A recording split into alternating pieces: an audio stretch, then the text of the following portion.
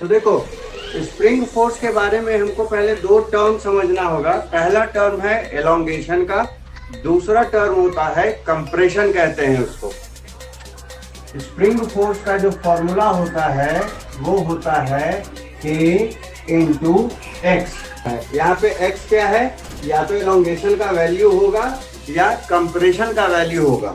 अब बात है कि यहाँ पे K क्या होता है। तो यहाँ जो K होता है इसको हम कहते हैं स्प्रिंग कांस्टेंट। ये तुमको क्वेश्चन में दिया हुआ मिलेगा।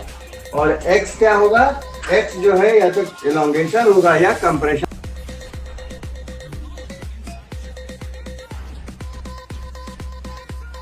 एलोंगेशन से मतलब है कि जब हम स्प्रिंग को खींचें तो उसकी लेंथ क्या होगी, बढ़ेगी, है ना। तो इस केस में जितना इंक्रीज होगा उसकी लेंथ में उसको हम कहते हैं एलोंगेशन। और दूसरा केस है कि जब स्प्रिंग को हम पकड़ के दबा दें तो स्प्रिंग क्या होगा, नेचुरल लेंथ से थोड़ी कम हो जाएगी, है ना होगा। तो जितने लेंथ से वो कमेगी उसको हम कहते हैं कंप्रेशन। ठीक।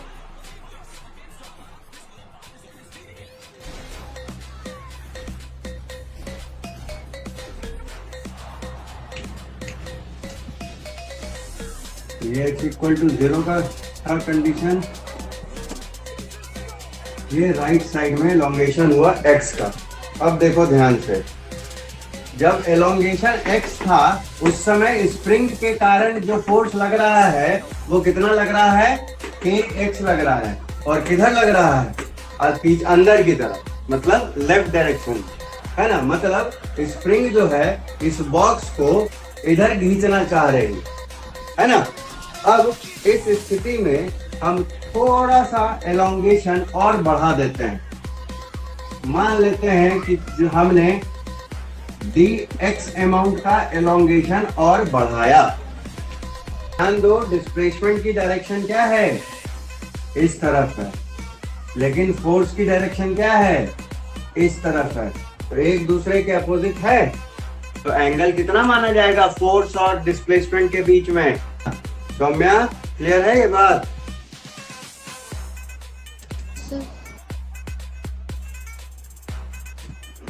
तो cos 180 जो है वो -1 होता है। ये वर्क डन कितना हो जाएगा, f dx। cos 180 है -1 तो हो जाएगा माइनस में f dx। और अब f की वैल्यू क्या है, x है, माइनस में ax dx। ये वर्क डन हो गया। तो ये चूंकि छोटा सा डिस्प्लेसमेंट होता है इसीलिए इस वर्क डन को हम लोग dw से इंडिकेट कर देते हैं,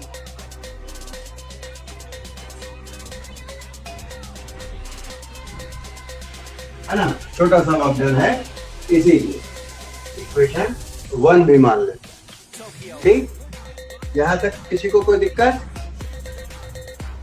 नहीं सर, नहीं।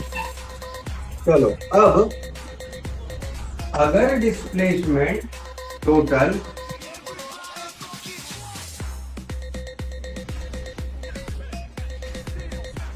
कहां से कहां हो, 0 से x हो, तब टोटल वर्क डन कितना मिलेगा,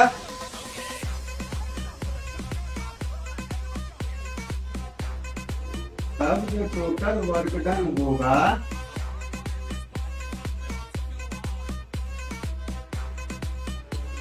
बाय किससे, स्प्रिंग फोर्स का, जो कि इंडिकेट करेंगे W से, वो बराबर होगा किसके, इस dW के। मतलब इंटीग्रेशन ऑफ ये टर्म माइनस kx dx। और डिस्प्लेसमेंट कहां से कहां, 0 से x, इसलिए लिमिट पुट कर देंगे 0 से x का, माइनस में k।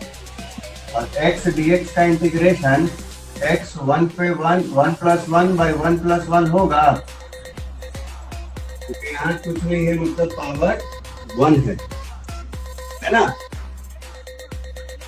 ये है ये, यस सर। हाँ चलो देखो यहाँ माइनस में के, ये क्या हो जाएगा, एक्स स्क्वायर बाई 2, 0 से x, upper limit minus lower limit करेंगे तो माइनस में के, अपर लिमिट रखा तो फर्क तो पड़ना नहीं है, लोअर लिमिट रखेंगे तो x की जगह 0 आ जाएगा, क्या बचेगा, सिर्फ एक्स स्क्वायर बाई 2 बचा रहेगा, है ना।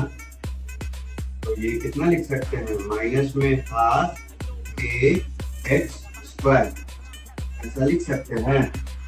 अब यहाँ एक चीज और मॉडिफाई करके हम कर सकते हैं कि जो डिस्प्लेसमेंट हमने 0 से x माना, वो डिस्प्लेसमेंट अगर हम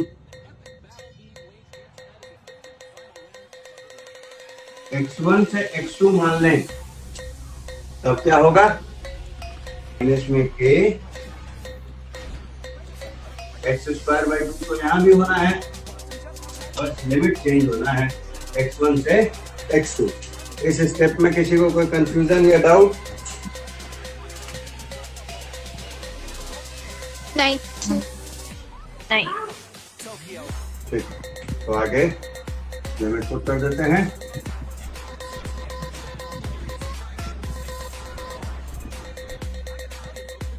माइनस में के, एक बार x की जगह x2 रखेंगे तो हो जाएगा x2 का स्क्वायर बाई 2 माइनस x1 रखेंगे, अब x1 का स्क्वायर बाई 2।